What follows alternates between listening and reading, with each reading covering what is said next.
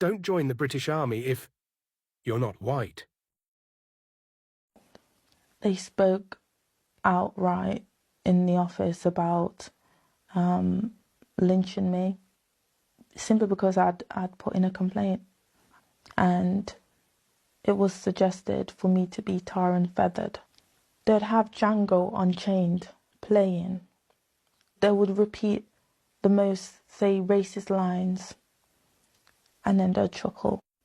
When they tried to paint out as if I was a aggressive black woman, that was extremely tough. If it wasn't for those individuals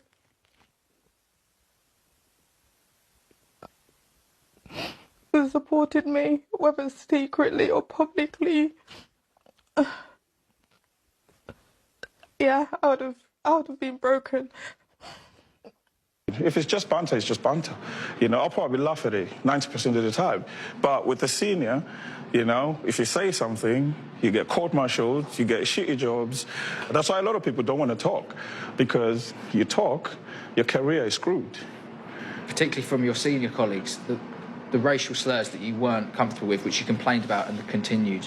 That certain person was breathing down my neck, whether it's on a Friday night when you're getting ready to disperse. I found myself on continuous duties every Friday, going home really late, call me a black in front of everyone, and no one said nothing. Really? Yeah, you know?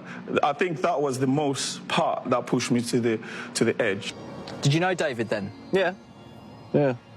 We were based in a checkpoint, basically, checkpoint Shaparak, which was where our battalion was based out there. Out there for the suntan, I guess. What kind of soldier was he? Just made for it. Yeah. He had, you know, he had the strength, he had the mentality, and had the drive to actually want to be a soldier. Do you think he was being racially abused? Yeah. No doubt. If the racial banter, as you call it, came from his superiors, how could he challenge that? No chance. To say that there is no racism in the army would be absolutely incorrect. There is racism in the army, just like there is bullying, just like there's sexism. As the poster girl, I guess I wasn't living the life I was displaying on the posters and in the promotional videos. My experience pretty much varied from sexual harassment to racial abuse, and when I complained to my chain of command, it was pretty much discouraged. And when I continued to pursue the complaints, I was made out to have mental issues.